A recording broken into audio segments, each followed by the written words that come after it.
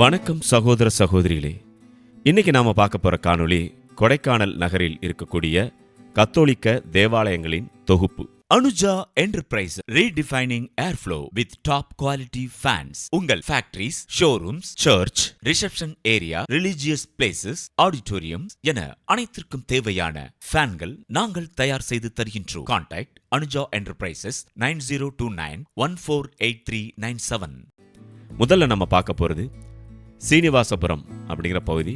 கண்டிப்பாக இந்த பகுதியில் கடந்து தான் நாம் மலை மீது ஏறுவோம். அந்த வகையில் சீனிவாசபுரத்தில் இருக்கக்கூடிய அன்னை வேளாங்கண்ணி ஆலயம். கண்டிப்பாக நீங்கள் கொடைக்கானல் வரும்போது இந்த ஆலயத்தை கடந்து தான் நீங்கள் வந்திருப்பீங்க. பாருங்கள், சாலையின் வலதுபுறத்தில் அமைந்திருக்கக்கூடிய ஒரு சிறிய ஆலயம். இந்த கொடைக்கானல் நகரில் எல்லா ஆலயங்களுமே பார்த்தீங்கன்னா ஓரளவுக்கு சின்னதாக தான் இருக்கும். ஆனால் ரொம்ப பழமை வாய்ந்த ஆலயங்களாகவும் அது இருக்கும். வாங்க இந்த ஆலயத்துக்குள்ள போய் பார்த்துட்டு நம்ம அடுத்த ஆலயத்தை போய் பார்க்கலாம். பார்த்தீங்களா,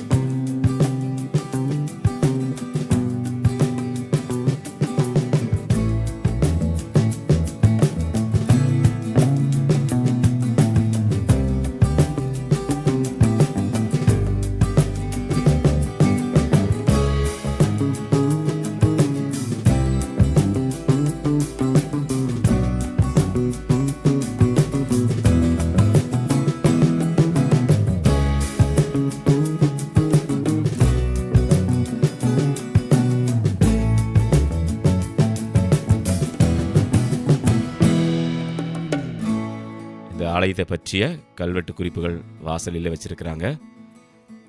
உள்ள பாருங்க, அன்னை வேளாங்கண்ணி ஆலயம் கொடைக்கானல் நகரில் இருக்கின்றது.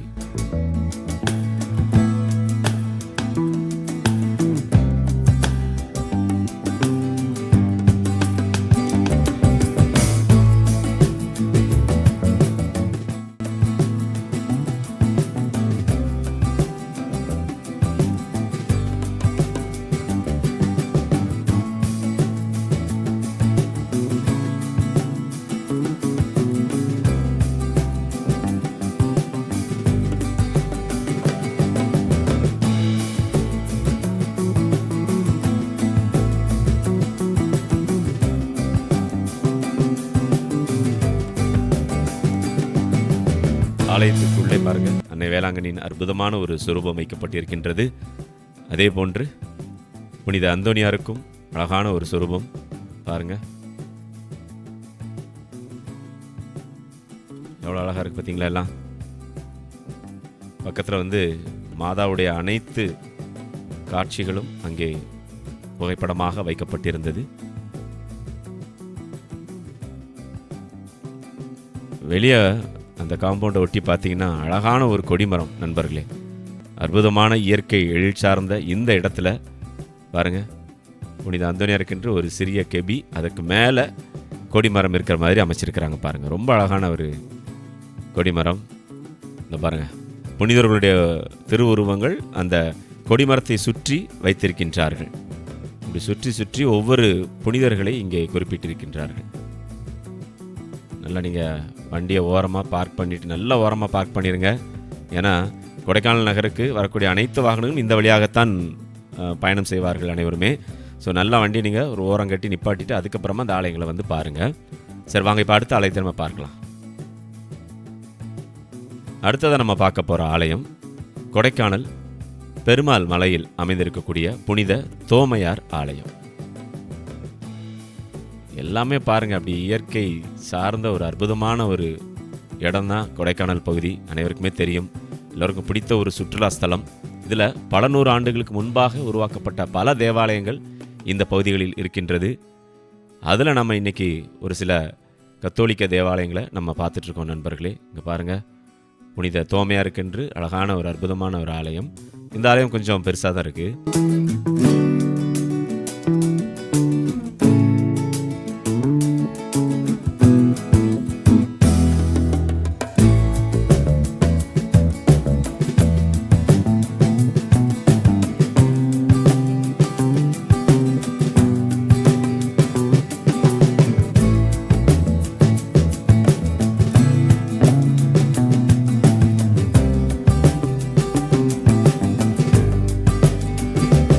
அழகான ஒரு கொடிமரம் பாருங்கள், புனித அந்தோனியார் உருவம் வைத்து அதற்கு மேலே கொடிமரம்.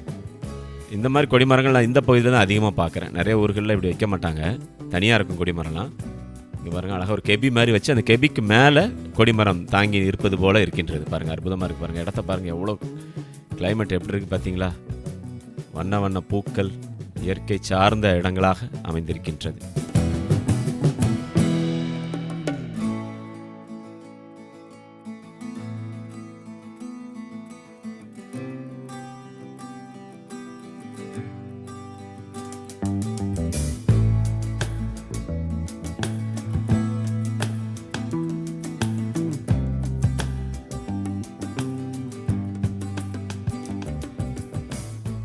சரி, வாங்க இப்போ அடுத்ததாக நாம் இன்னொரு அருமையான ஒரு ஆலயம் பார்க்க போகின்றோம் நண்பர்களே. இந்த பகுதிக்கு பேர் உகார்தே நகர். இந்த இடத்தையும் நம்ம கடந்து தான் எல்லாருமே கொடைக்கானலுக்குள்ளேயே போவோம். இங்கே பாருங்கள், உகார்தே நகரில் கார்மல் மலை மடத்திற்கு சொந்தமான ஒரு அழகான ஆலயம் இங்கே இருக்கின்றது நண்பர்களே. எப்படி இருக்கு பாருங்களேன். இந்த ஆலயங்களுக்கு ஏறி நம்ம உள்ளே போகிறதே ரொம்ப அருமையான ஒரு எக்ஸ்பீரியன்ஸ் நமக்கு கிடைக்கும். எல்லாமே இந்த மலை சார்ந்த இடத்துல இருக்கிறனால நம்ம ஏறணும், நல்லாயிருக்கும். இப்போ வழக்கமாக நம்ம ஊர்களில் சவுத் சைட்லலாம் பார்த்திங்கன்னா ஏறுறது கொஞ்சம் சிரமமாக இருக்கும். ஏன்னா ஒரு விதமான ஒரு வெயில் அடித்து நம்மளை ஏற விடாமல் தடுக்கும். ஆனால் இது ஒரு குளிர்ச்சியான பகுதி அப்படிங்கிறனால இந்த ஏறுறதுக்கான களைப்பு தெரியாமே நம்ம ஏறலாம்.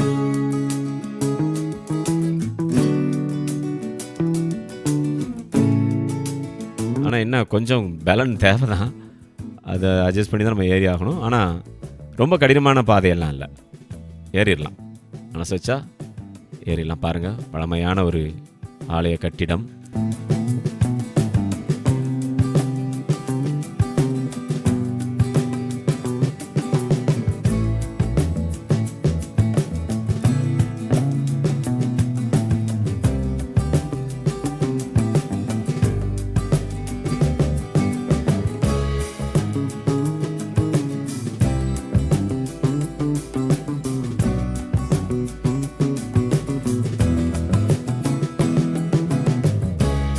உள்ள பார்த்தீங்களா,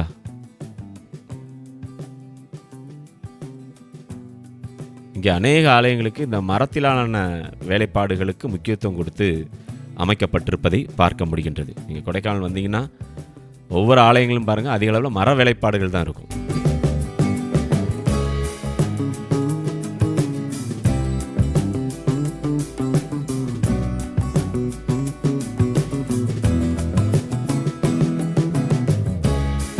கீழே ஒரு கண்டிப்பாக ஒரு கார்பெட் விரிச்சிடுறாங்க. ஏன்னா கீழே உட்காரவங்களுக்கு அந்த குளிர் தாங்க முடியாது. வெறும் தரையிலலாம் உட்கார முடியாது குளிர்காலங்களில், இல்லையா? அந்த மாதிரி இருக்கும் கிளைமேட். அப்படி தான் இருக்கும் கொடைக்கானலை பொறுத்த வரைக்கும். ஃபுல்லாக பாருங்கள், கீழே கார்பெட் கண்டிப்பாக விரிச்சிருப்பாங்க. நிறைய ஆலயங்களில் விரிச்சிருக்கிறாங்க. பாருங்கள், பக்கவாட்டு அழகை பாருங்கள். இந்த மரங்கள் எந்த மரம்னாலும் அவ்வளோ அழகாக வளருதுங்க. ஆனால் நம்ம ஊர் சைடில் பார்க்கக்கூடிய மரங்கள்லாம் அங்கே பார்க்கவே முடியல. உதாரணத்துக்கு இந்த வேப்ப மரம், புளிய மரம், ஒடமரம், இந்த மாதிரியான மரங்கள் எதையுமே அங்கே பார்க்க முடியதில்லை. அங்கே வளரக்கூடிய மரங்கள்லாம் பார்த்திங்கன்னா நல்ல செழுமையான அழகான வண்ண வண்ண பூக்களை தரக்கூடிய மரங்கள் அதிக அளவில் இருக்குது. பாருங்கள், இந்த தாளம்பூ நம்ம ஊர் சைடில் உண்டு, அது இருக்குது. இது ஒரு ஆறுதல். அங்கே பாருங்கள், அதுக்கு நடுவில் ஆண்டவருடைய குருசு வச்சுருக்கிறாங்க பாருங்கள். ஆண்டவர் பாருங்கள், சிலுவில் அறையப்பட்டு தொங்க விடப்பட்டிருக்கக்கூடிய அந்த காட்சியை ரொம்ப அற்புதமாக இருந்துச்சு. அந்த இடத்துல பார்க்கும்போதே அந்த சுற்றி பூக்கள், அதுக்கு நடுவில் ஆண்டவர் அந்த சுரூபம் பார்க்குறதுக்கு அவ்வளோ ரம்யமாக ரொம்ப அழகான முறையில் இருந்தது நண்பர்களை. பார்த்துக்கிட்டே இருக்கலாம் போல இருந்துச்சு இந்த கார்மல் மலை ஆலயத்தை. இங்கே பாருங்கள் எப்படி இருக்கு பார்த்தீங்களா, அழகாக வடிவமைச்சிருக்கிறாங்களே. அங்கே பாருங்கள், அங்கே ஒரு மாதாவுடைய சொரூபம் வச்சுருக்கிறாங்க. நம்ம ஊரில் இதெல்லாம் தண்ணி ஊற்றி குரோட்டன்ஸ்லாம் வச்சு வளர்த்தா தான் உண்டு. அங்கே இயற்கையாகவே அனைத்து மரங்களும் அவ்வளோ அழகாக வளர்ந்துருக்கு பாருங்கள். சூப்பராக இருக்குது பாருங்கள், எப்படி இருக்குது பாருங்களேன். இந்த மாதிரி இடங்களுக்கு கண்டிப்பாக நீங்கள் வரும்பொழுது ஆலயங்களையும் பார்த்து விட்டு செல்லுங்கள். நிறைய பேருக்கு பார்த்திங்கன்னா இந்த பில்லர் ராக்கு, கோக்கர்ஸ் வாக்கு, சூசைட் பாயிண்ட் இப்படி சொல்லி அந்த இடங்கள்லாம் சுற்றி பார்த்துட்டு அப்படி கிளம்பிடுவீங்க. இங்கே வரும்போது இந்த பழமை வாய்ந்த தேவாலயங்களையும் பார்த்து விட்டு செல்லுங்கள் நண்பர்களே.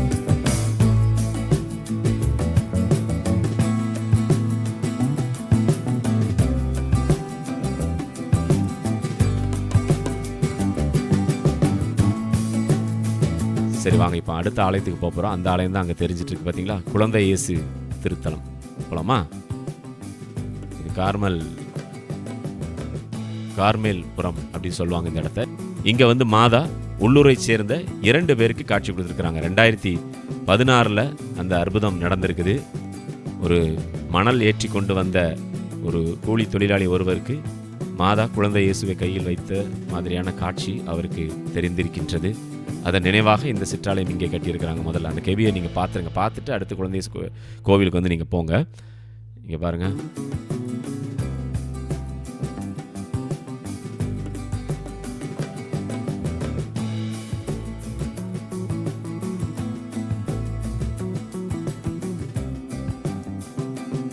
நிறைய பேர் வேண்டுதல்லாம் வச்சு உள்ள அதை வந்து பிரேம் பண்ணி வச்சுருக்கிறாங்க. நன்றி சொல்லியும் வச்சுருக்கிறாங்க, வேண்டுதலாகவும் வச்சுருக்கிறாங்க நிறைய பேர்.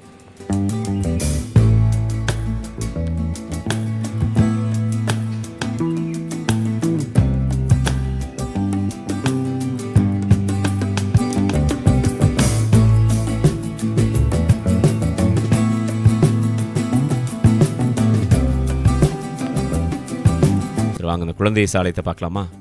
இதுலேருந்து அப்படியே நடந்து போகிற தூரம் தான். இங்கே பாருங்கள், இவ்வளோ தான் ஏறணும் நம்ம. நீங்கள் வண்டியில் வந்தீங்கன்னா வண்டியில் நீங்கள் மேலே ஏறி வந்துடுங்க, அதான் பெட்ரு. பார்த்தீங்களா இடங்கள்லாம் எப்படி இருக்குது பாருங்களேன், ரொம்ப அற்புதமாக இருக்கின்றது நண்பர்களே. வாங்க உள்ளே போய் பார்க்கலாம்.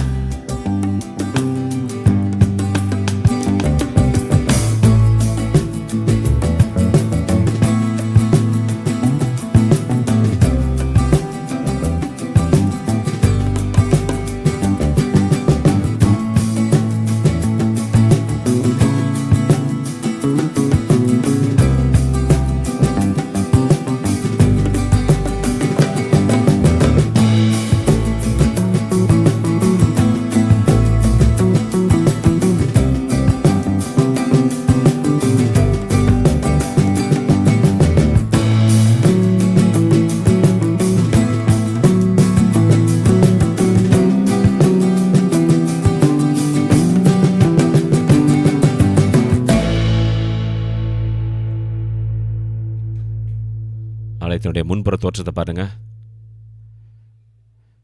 அந்த 2 சைடு வாசல் இருக்கு பாருங்கள், மேலே ஏறுறதுக்கு படிக்கட்டு கொடுத்துருக்குறாங்க. இப்போ உள்ளே பாருங்களேன், அப்படியே நற்கருணை பின்னணியில் குழந்தை இயேசு அப்படி உலகத்தை கையில் ஏந்தியவாறு இருப்பது போன்ற ஒரு அருமையான ஒரு காட்சி அங்கே நாம் பார்க்கலாம் நண்பர்களே. 2 புறமும் மாதா, சூசேப்பர், சமணசுகள், அற்புதமான ஒரு பீட அமைப்பு.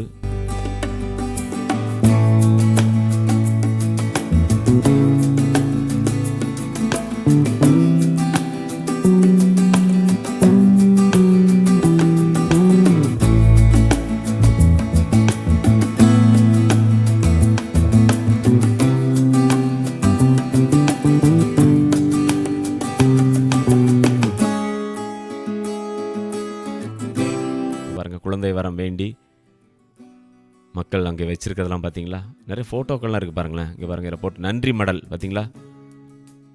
நன்றி மடல் வந்து ஒரு திருமணம் நல்லபடியாக நடந்ததற்காக மணமக்கள் சார்பாக அங்கே நன்றி மடல் பிரேம் பண்ணி வச்சுருக்கிறாங்க. வேண்டுதல் நிறைவேறணுன்னு தானே நன்றி மடல் வைப்பாங்க இல்லையா? ஸோ அந்த விதத்தில் அவங்களுடைய வேண்டுதல் நிறைவேறியிருக்கு, அதுக்காக அந்த நன்றி மடலை அங்கே வச்சுருக்கிறாங்க.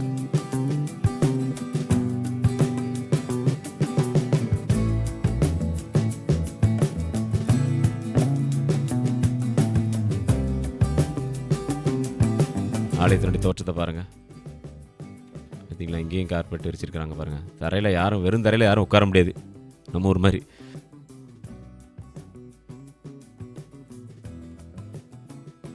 அங்கே வாசல்லே ஒரு புனித கிணறுன்னு ஒன்று வச்சுருந்தாங்க. அதுலேயும் நிறைய பக்தர்கள் தண்ணீரை பிடித்து கொண்டு செல்வதை நாம் காண முடிந்தது நண்பர்களே. சரி வாங்க இப்போ அடுத்த ஆலயத்துக்கு போகலாம். அடுத்ததா கொடைக்கானலுடைய மையப்பகுதி அப்படின்னு சொல்லக்கூடிய மூஞ்சிக்கல். இது எல்லாருமே அந்த ஊரை தாண்டி தான் நீங்கள் உள்ளே வருவீங்க. ஸோ அங்கே இருக்கக்கூடிய திரு இருதய ஆண்டவர் ஆலயம் அற்புதமான ஒரு இடம். இங்கே பாருங்கள், இப்படி செங்குத்தாகத்தான் எரிகின்றது. வாகனங்கள் நல்லா ஓட்ட தெரிஞ்சவங்க எக்ஸ்பீரியன்ஸ் டிரைவர் இதில் வந்து வண்டியை நல்லா ஓட்டிடலாம்.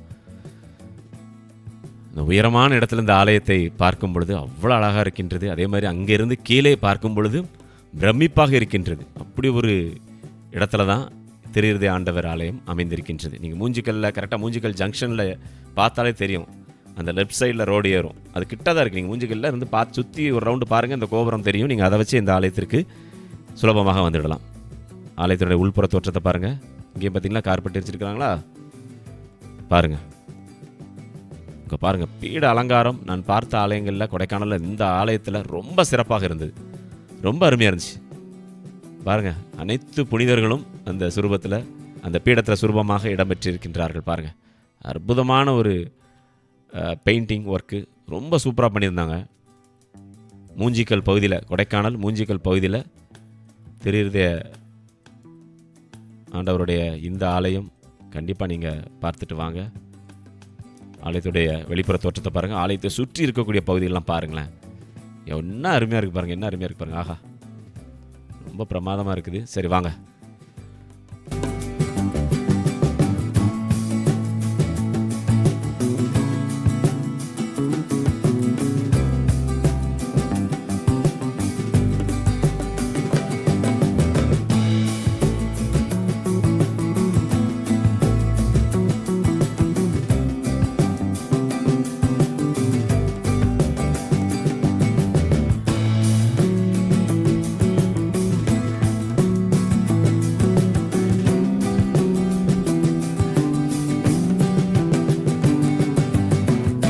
கண்டிப்பாக வந்து பாருங்கள். இப்போ அடுத்ததை நம்ம பார்க்க போகிற ஆலயம் கொடைக்கானலில் மிகவும் பிரபலமான சலேத் அன்னை ஆலயம்.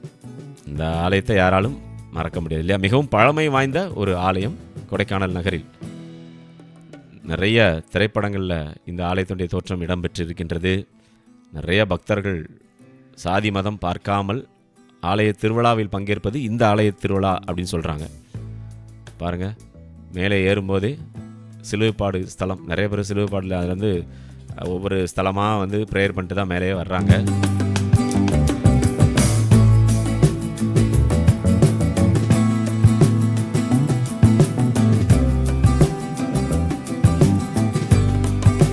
உள்ளே வந்து பாருங்கள். ஆஹா, ஆலயத்திற்கு உள்ளே போகும் முன்பாகவே பாருங்கள், இடதுபுறத்தில் சலேத் அன்னைக்குன்னு ஒரு சின்ன ஒரு கெபி வச்சுருக்கிறாங்க.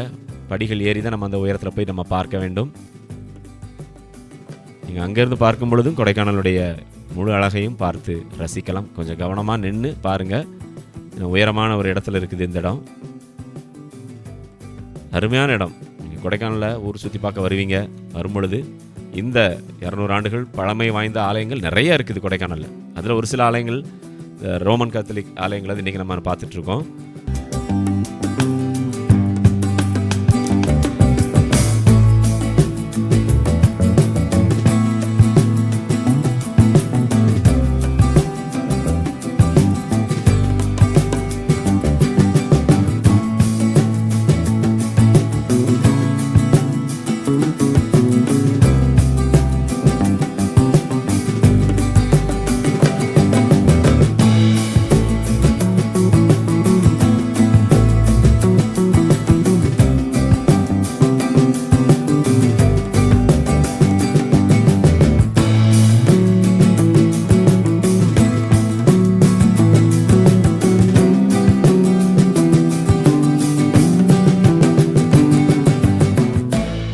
ஆலயத்தினுடைய சுவர்லாம் பாருங்கள், ஒயிட் வித் ப்ளூ, மாதாவுடைய நிறம், மாதாவுடைய ஆடையின் நிறமாக நீல வண்ணத்தில் இந்த ஆலயம் ஜொலிக்கின்றது.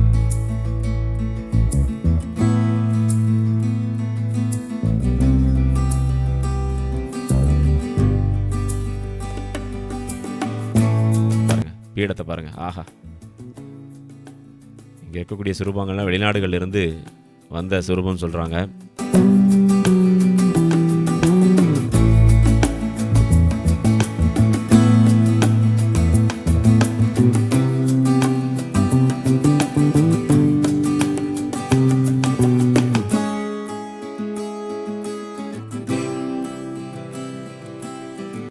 மாதாவுடைய தலை சாய்ந்து இருக்கு பாருங்க. இது வந்து இந்த திருடர் வந்து ஒருத்தர் திருடும்போது அவருக்கு அந்த கிரீடம் எட்டலை, மாதாவே தலை சாய்ந்து அவர் எடுத்துக்கொள்வதற்கு உதவியதாக சொல்லுவாங்க. நற்கருணை பேழையை பாருங்கள், ஒரு பிரமிக்க வைக்கக்கூடிய அழகான ஒரு நற்கருணை பேழை அங்கே இருந்தது நண்பர்களே. அதையும் மறக்காமல் நீங்கள் பார்த்துட்டே வாங்க. மிகவும் பழமை வாய்ந்த இந்த சலைத் அன்னை ஆலயம் கொடைக்கானல் நகரில் பேருந்து நிலையத்திலிருந்து மிக அருகாமையில், நீங்கள் கோக்கர்ஸ் வாக் போயிருப்பீங்க நிறைய பேர், கோக்கர்ஸ் வாக்கிலேருந்து ரொம்ப பக்கத்தில் தான் இருக்குது சலைத் அன்னை ஆலயம். அந்த ஆர்ச்சை பார்த்தாலே உங்களுக்கு தெரிஞ்சிருக்கும்.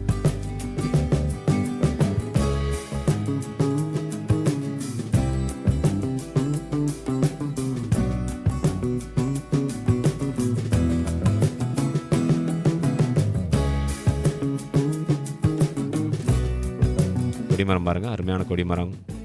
ஆலய வளாகமே பசுமையான ஒரு சூழல் பாருங்கள், எப்படி இருக்குது பாருங்கள். ஆஹா, அப்படியே நீங்கள் வரிசையாக எல்லா ஆலயங்களையும் முடிச்சுட்டு இந்த ஆலயத்தில் வந்து நீங்கள் ஆக ஓய்வு எடுக்கலாம். அந்த மாதிரியான ஒரு சூழலில் தான் இந்த ஆலயம் அமைந்திருக்கின்றது. இந்த புல் தரையில் நிறைய பேர் அமர்ந்துருந்தாங்க. அவ்வளோ ஒரு இடவசதி இருக்குது. நீங்கள் ஒரு சாயங்காலம் ஒரு 4 மணிக்கெலாம் இந்த புல் தரையில் நீங்கள் உட்காந்துருந்தீங்க வைங்க, குளிர் அப்படி உங்களை வாட்டி எடுத்துரும். நல்ல ஸ்வெட்டர் போட்டுட்டு சில்லுன்னு நீங்கள் ஃபேமிலியோடு இருக்கிறதுக்கு ரொம்ப அருமையான ஒரு ஆலயம் நண்பர்களே.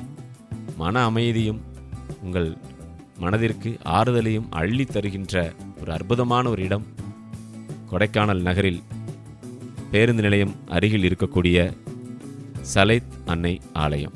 பிரான்ஸ் நாட்டில் மிக பிரம்மாண்டமான ஒரு ஆலயம் இருக்குது சலைத் அன்னைக்கென்று.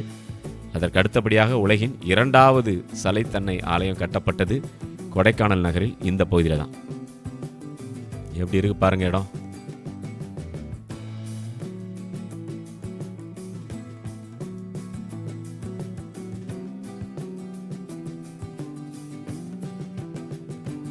இந்த ஆலயம் கொடைக்கானல் மூஞ்சிக்கல் பங்கை சேர்ந்தது அப்படின்னு தான் சொல்கிறாங்க. ஸோ கண்டிப்பாக நீங்கள் வரும் பொழுது இதை பார்த்துவிட்டு செல்லுங்கள். என்ன நண்பர்களே, இன்றைய காணொளியில் கொடைக்கானல் நகரில் இருக்கக்கூடிய அருமையான கத்தோலிக்க தேவாலயங்கள் அனைத்தையும் பார்த்து ரசித்திருப்பீர்கள். இந்த காணொளி உங்களுக்கு பிடிச்சிருச்சுன்னா நிறைய பேருக்கு ஷேர் பண்ணுங்கள். முதல்ல நீங்கள் லைக் பண்ணுங்கள். இது வரைக்கும் நம்ம சேனலை சப்ஸ்கிரைப் பண்ணாமல் இருந்தீங்கன்னா தயவுசெய்து எனக்காக சப்ஸ்கிரைப் பண்ணி சப்போர்ட் பண்ணுங்கள். இன்னும் நிறைய காணொளிகள் உங்களுக்காக காத்திருக்கின்றது நம்ம யூடியூப் சேனலில். மீண்டும் மற்றும் ஒரு பதிவில் உங்களை சந்திக்கின்றேன். அதுவரை உங்களிடமிருந்து வணக்கம் கூறி விடைபெறுவது உங்கள் அன்புக்கு சொந்தமான உங்கள் அன்பு அறிவிப்பாளர் ஆர். ஜூடு. வணக்கம் அன்புள்ளங்களே.